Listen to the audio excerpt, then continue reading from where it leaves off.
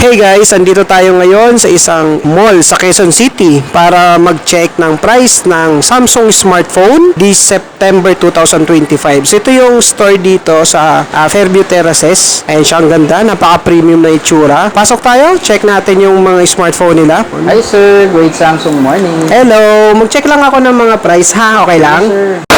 Okay, so price update tayo today. Unahin natin sa pinaka-affordable na smartphone ng Samsung, ang Galaxy A06 and the Galaxy A06 5G. By the way, they have two variants. They have the LTE and the 5G variants.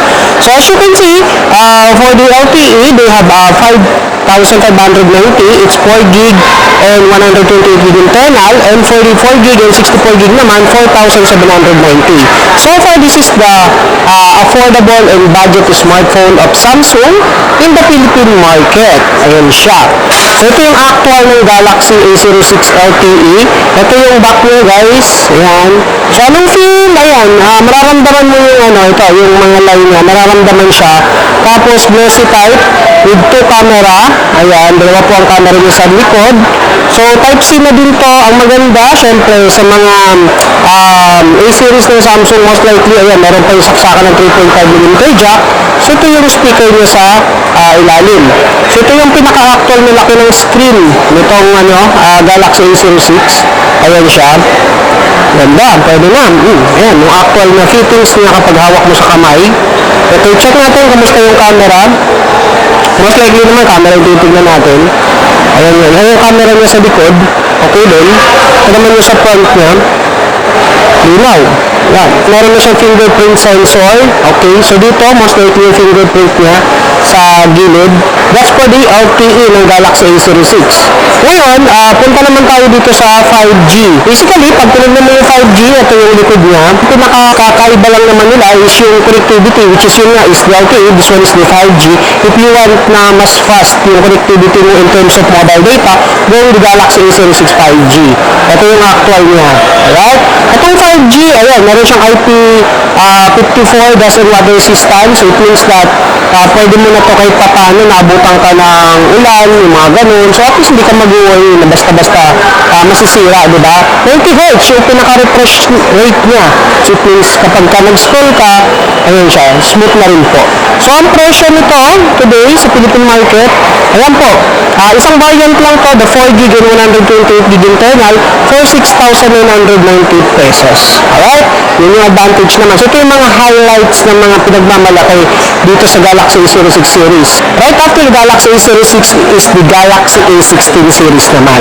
So same with A06, they have two variants and they have the LTE and the 5G. So dito, ang pinagmamalaki ng Galaxy A16 LTE, ayan siya. Okay. So the display, alright? So display nito is Super AMOLED na po. So ito kasing Galaxy A06, ayan, hindi pa po yan naka-Super AMOLED. Kumbaga typical TFT LCD pa lang ang ginagamit niya. But okay din yan, pero syempre, mas okay pare kapag gumamit ka ng Super AMOLED. Mas vibrant, mas buhay yung kulay, mas maganda. Alright, that's the Galaxy A16 LTE. Dito, as you can see, ayan, naka-triple rear camera na siya. Okay, so it means that may mga different function na yun pag nag-take ka ng photo. No, ayan, meron na siyang ultra-wide, meron siyang regular camera, and syempre, yun, zoom in function niya. Ayan, so sa front camera, ito siya guys. Ayan, that's the front camera of the Galaxy A16 LTE.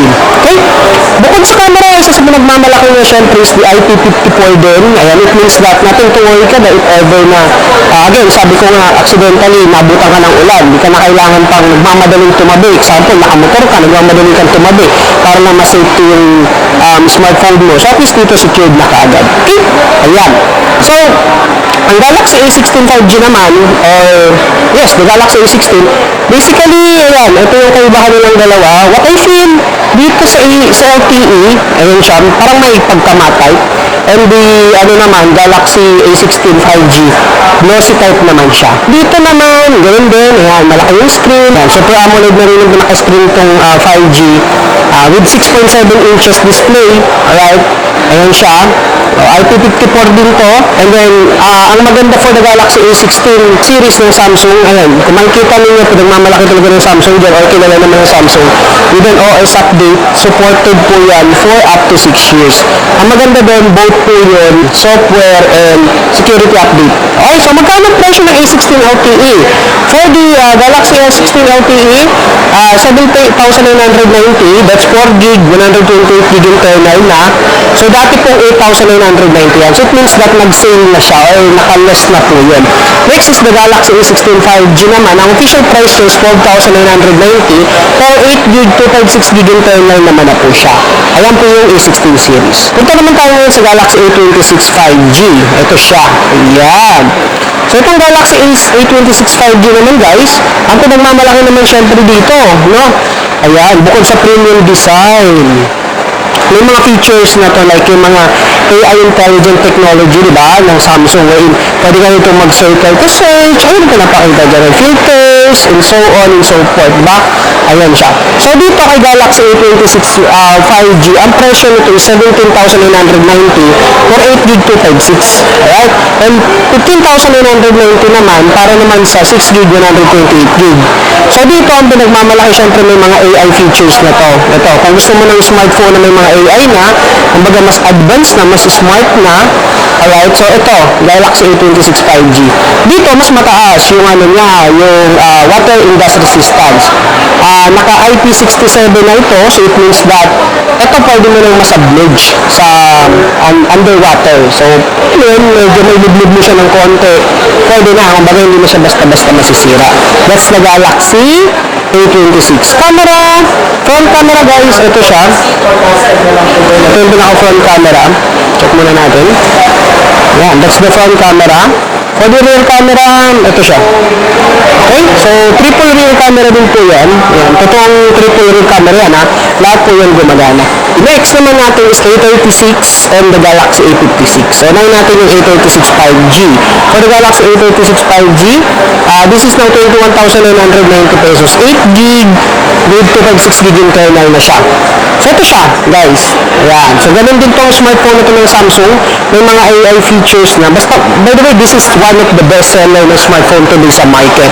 Ayan. Kung gusto mo na may mga AI, ito na po yun. So, dito, triple rear camera. But take note, yan, napaka-premium look na.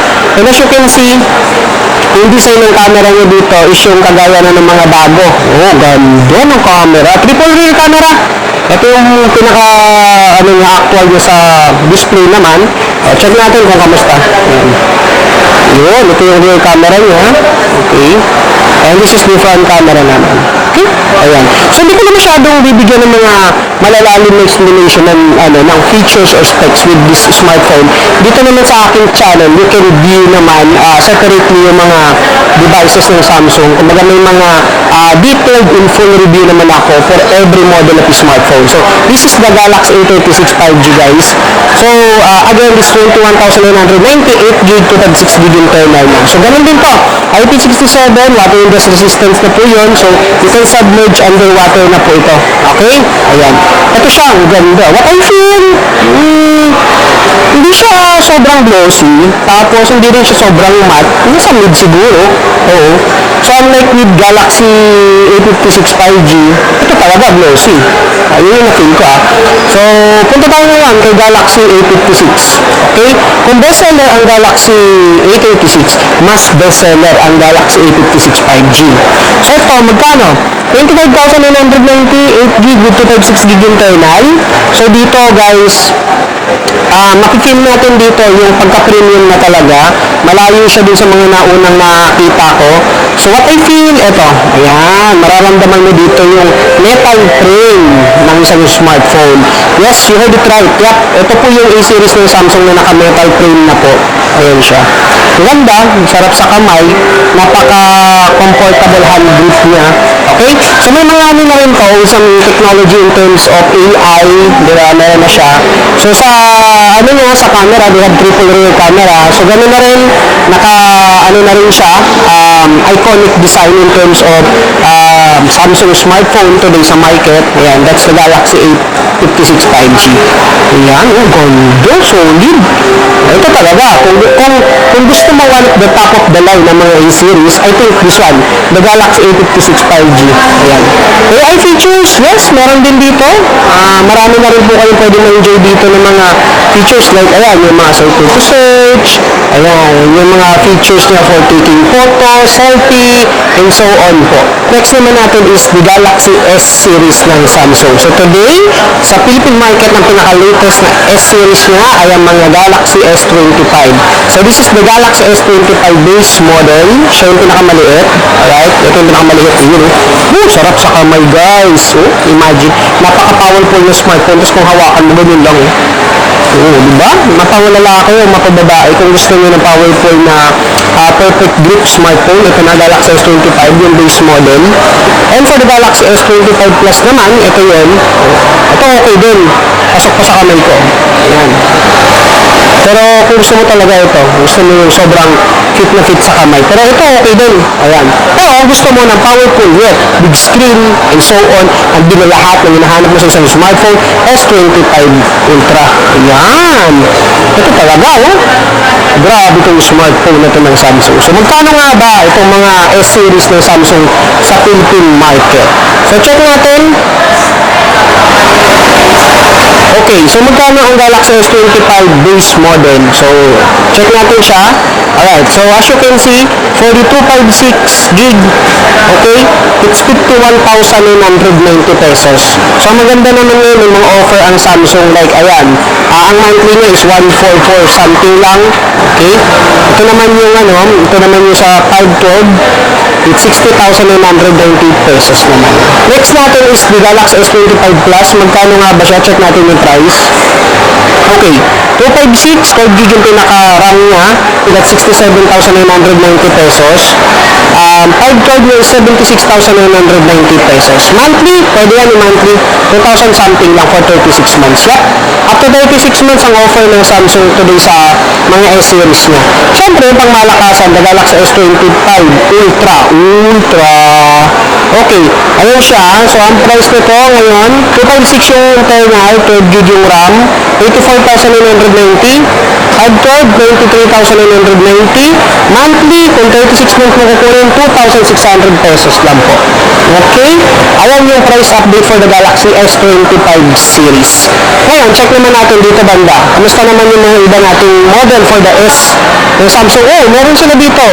The Galaxy S24 FE. Ayan siya. Galaxy S24 FE, kung ayaw mo nung mga nabanggit ko kanina na S-series, itong S24 FE naman guys, ayan siya. Magkano? Ito, medyo mas mura na S-series.